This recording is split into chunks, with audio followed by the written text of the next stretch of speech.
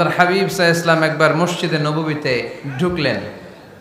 ঢুকেই দেখলেন সাহাবারা কথা বলছে। এক সাহাবী বললেন, আমার কাছে তো সবচেয়ে অবাক লাগে যে আল্লাহ তাআলা সর্বপ্রথম যে মানুষকে বানালেন ওনার নাম কি? সবাই পড়েন।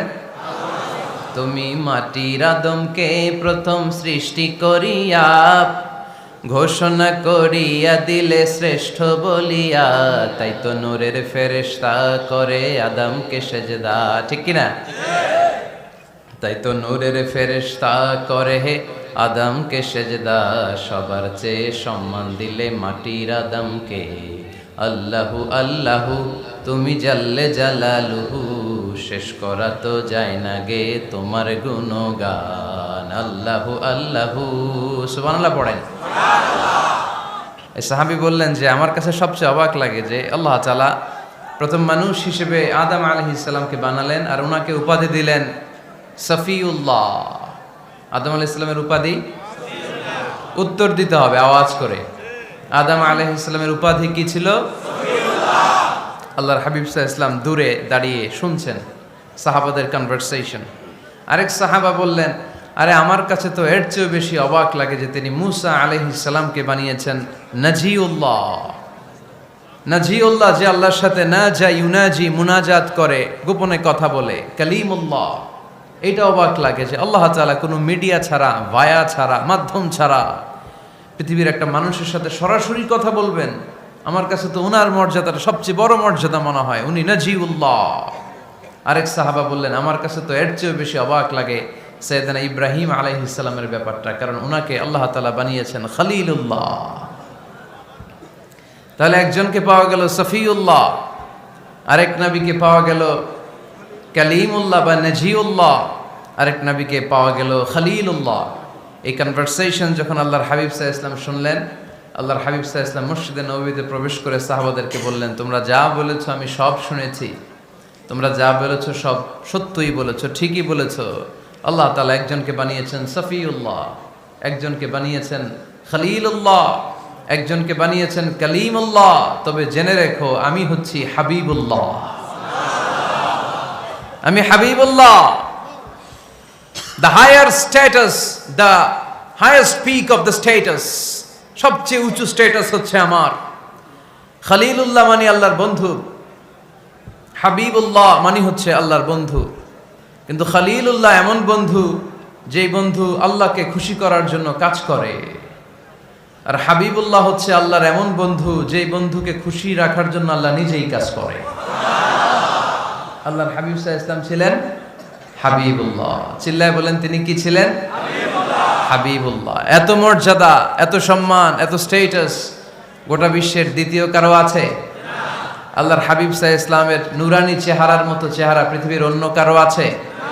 কোনো দিক দিয়ে আল্লাহর হাবিবের সাথে কোনো মানুষের কোনো ধরনের কম্প্যারিজন, তুলনা চলতে পারে না। Whether it's the fitness, whether it's the skin colour, whether it's the sound, whether it's the status, is out of any kind of comparison. তিনি সব ধরনের তুলনার ঊর্ধ্বে। As a father, as a teacher, as a commander, as a lawgiver, as a lawmaker, as a reformer of the society, Muhammad is the superman of the world. সুবহানাল্লাহ পড়তে পারলেন না? স্বামী হিসেবে, বাবা হিসেবে, নেতা হিসেবে, সমাজ সংস্কারক হিসেবে, নবী হিসেবে আল্লাহ রাসূল সাল্লাল্লাহু আলাইহি ওয়াসাল্লাম হচ্ছেন এই পৃথিবীর একজন সুপারম্যান। আল্লাহু আকবার। যার উপর একবার দুরূদ পড়লে 10টি রহমত নাজিল করে কে? আল্লাহ। 10টি গুনাহ মাফ করে কে? আল্লাহ। যিনি দুরূদ পড়ল তার স্ট্যাটাসকে 10 গুণ বাড়িয়ে দেয় কে? আল্লাহ। ওই হাবিব সাল্লাল্লাহু আলাইহি ওয়াসাল্লামের উম্মত হতে পেরে আমরা খুশি না বেজা? আমরা আল্লাহর রাসূল সাল্লাল্লাহু আলাইহি ওয়াসাল্লামকে আজকে জানার চেষ্টা করব কোরআনের আলোকে। ইনশাআল্লাহ পড়েন।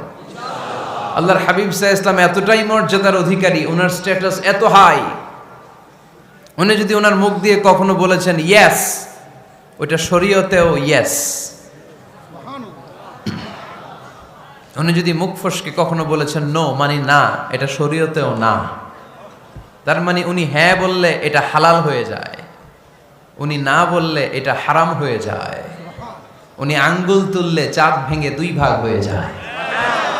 উনি জমিন থেকে পা উপরে উঠালে আল্লাহর আরশের দিকে মেরাজে চলে যায়। উনি এমন নবী, উনারে বাদ দিলে ইসলাম থাকে না, থাকে?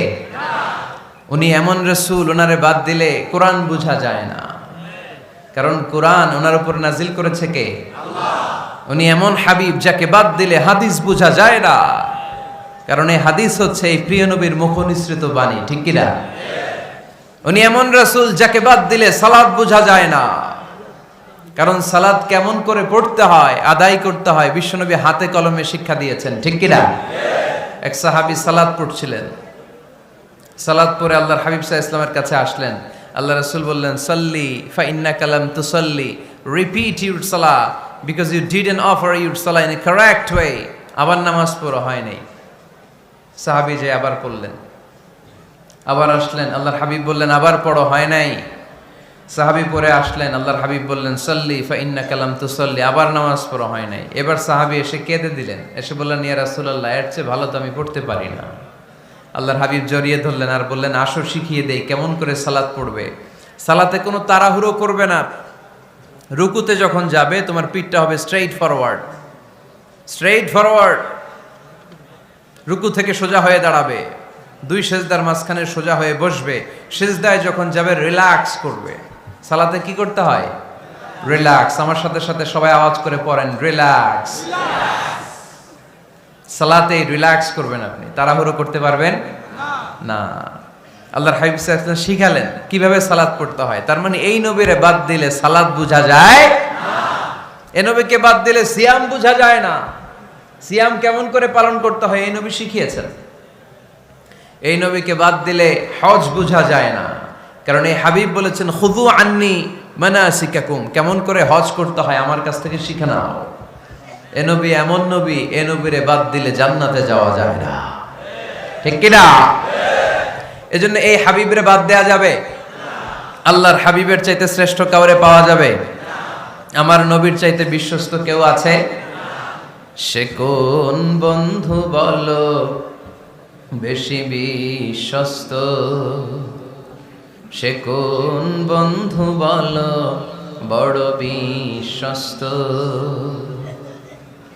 কার কাছে মন খুলে দেয়া যায়, কার কাছে প্রাণ খুলে দেয়া যায়,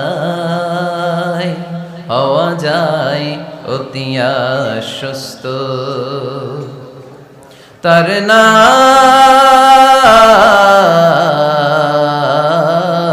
আহমদ, বড় বিশ্বস্ত। সুবহানাল্লাহ। ওনার চাইতে বিশ্বস্ত গোটা দুনিয়ায় দ্বিতীয় কাউকে খুঁজে পাওয়া যাবে? এজন্য উনি যা নিয়ে এসেছেন ওইটাই আমাদেরকে ধরতে হবে, because he is our model. তিনি আমাদের সেলিব্রিটি, তিনি আমাদের মডেল। তিনি যেমন যেমন করেছেন তেমন তেমন করলে লাভ না লস? আওয়াজ করে বলতে হবে, লাভ না লস? এজন্য আল্লাহর হাবিব সাল্লাল্লাহু আলাইহি ওয়াসাল্লামের আদর্শই আমাদের আদর্শ, ঠিক কিনা?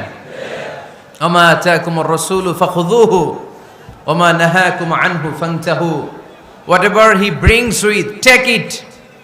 Whatever he forbids, abstain from it. তিনি যা নিয়ে এসেছেন ধরো, তিনি যা নিষেধ করেছেন ছাড়ো। পারা যাবে? আমি প্রশ্ন করি, উত্তর দেন। তিনি যা নিয়ে এসেছেন ধরো। আওয়াজ করে বলবেন, তিনি যা নিয়ে এসেছেন ধরো, তিনি যা নিষেধ করেছেন ছাড়ো। এতেই কল্যাণ, দুনিয়াতেও কল্যাণ, আখিরাতেও কল্যাণ, ঠিক কি না? যা নিয়ে এসেছেন এতে বারাকা, যা নিয়ে এসেছেন এতে কল্যাণ, যা নিয়ে এসেছেন এতে রাহমা। যেটাই নিষেধ করেছেন ওটার মধ্যে গজব, ঠিক কিনা? যেটাই নিষেধ করেছেন ওটার মধ্যে ক্ষতি, যা তিনি বারণ করেছেন ওইটাতে লস। আমরা লসের খাতায় নাম তুলতে চাই না।